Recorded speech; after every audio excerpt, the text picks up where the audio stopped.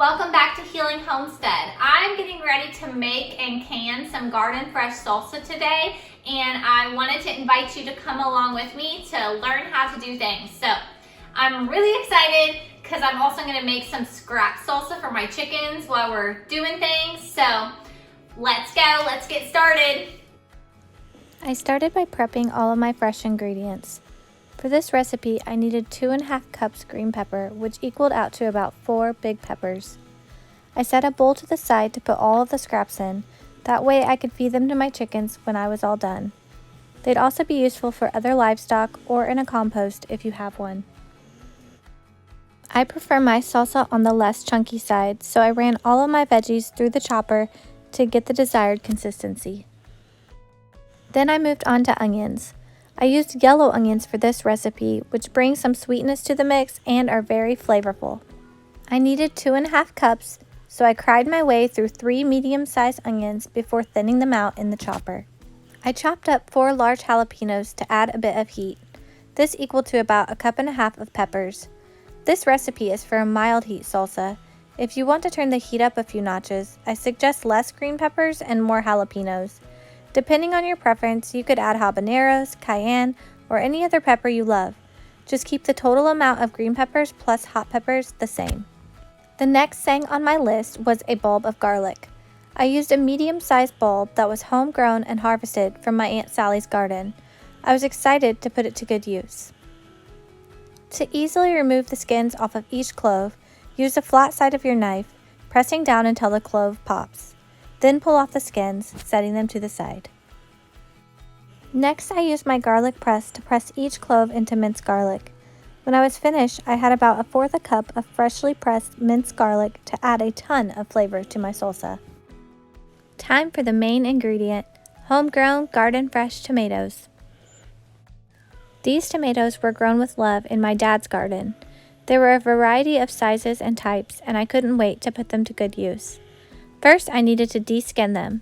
The easiest way to do this is by blanching them, so I got to work cutting X's on the bottom of all of the tomatoes.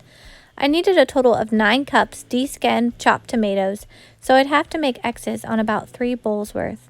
This method of de-skinning can be used on other produce as well: peaches, pears, apples, almonds, beets, and potatoes, to name a few. Once all of your tomatoes have X's on them, gently add them to boiling water and let them sit for about a minute. Blanching is the easiest way to peel them quickly without damaging the fruit pulp. It also makes for a smoother salsa and takes away any bitterness from the peel. Next, add them to an ice bath.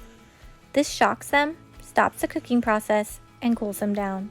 They only need to stay in the ice bath for a few seconds before they are ready to be moved to a bowl and peeled. Using a straining spoon, I carefully moved my blanched tomatoes over to the bowl. I could tell that their skin was loosened and they would be super easy to peel, which makes this process so much easier. The skin basically melted off as soon as I touched them. As I worked through the batch, I set all of the skins to the side in my chicken scrap bowl. My girls were going to be so excited to eat their scrap salsa later today. I decided just to focus on getting all of the skins off of the tomatoes before chopping them. I did 3 rounds of Xing a bowl's worth, boiling, icing, and de-skinning before I felt I had a good 9 cups worth of tomatoes for my salsa. Now onto the chopping. I went through and cut off all the parts where the stems were attached and any parts that didn't look suitable for the salsa. This is where personal preference comes into play. If you prefer a chunky, more textured salsa, you can leave your tomatoes in bigger chunks.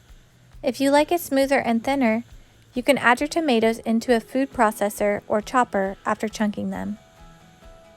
This process is super messy and very juicy, so don't forget to scrape your tomato seeds and juice into the bowl to include all the yummy goodness.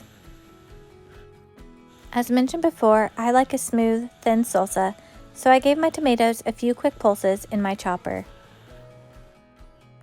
Time to add all the ingredients together in the pot. 9 cups of garden fresh tomatoes, 2½ cups of yellow onion, 1 bulb of freshly minced garlic, 2½ cups of chopped green pepper,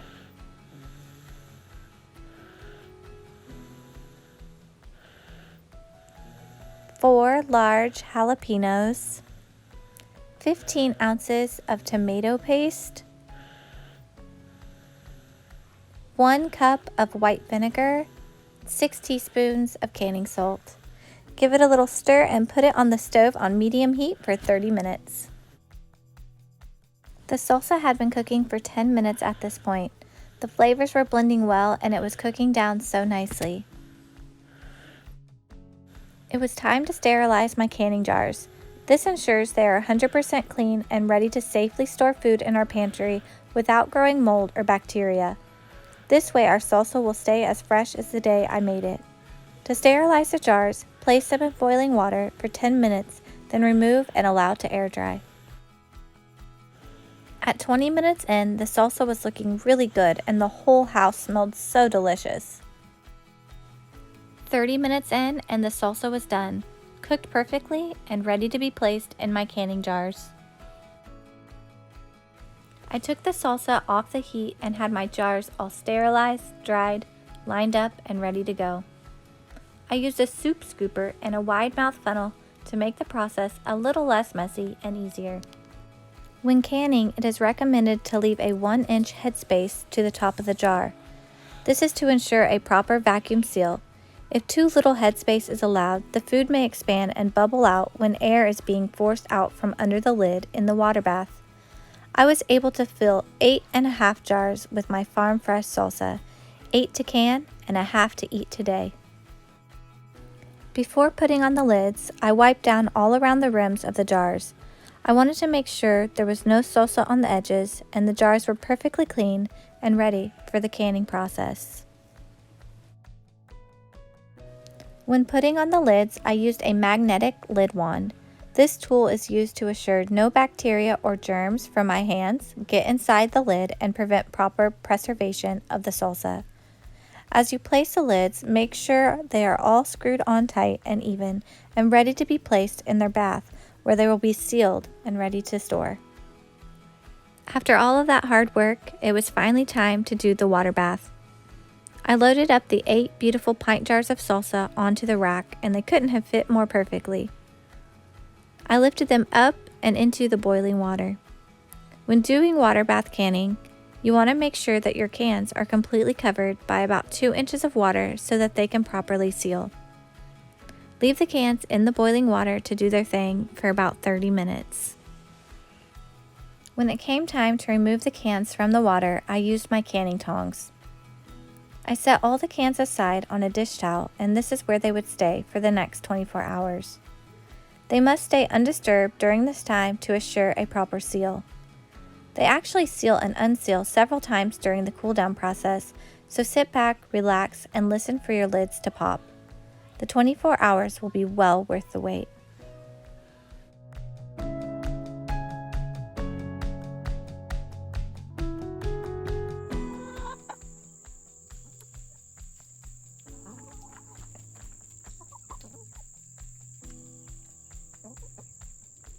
What an awesome day of canning salsa. I've got the kitchen already cleaned up and put back in order, which makes me super happy.